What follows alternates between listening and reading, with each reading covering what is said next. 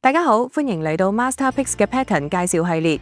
今日我哋嚟傾下經典嘅反轉形態上升楔形。上升楔形通常出現喺上升趨勢中間，由一條逐漸升高嘅下趨勢線同埋一條同樣向上但斜率較細嘅上趨勢線組成。下趨勢線連接逐漸升高嘅低點，上趨勢線連接逐漸升高嘅較高點。股價喺其中震盪收窄，當股價向下突破下趨勢線嘅時候，就係賣出信號。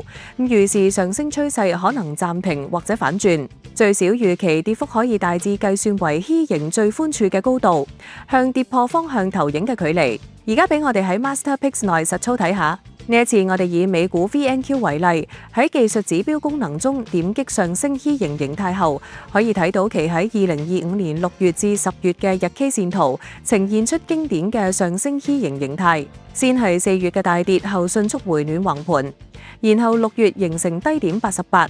6月至9月股價喺逐漸升高嘅下趨勢線，多次築底逐漸抬升，同埋斜率較細嘅上趨勢線間震盪。10月股價再次跌破下趨勢線88，雖然之後又收復失地，但又好快跌返底價，未來走勢仍然需謹慎觀望。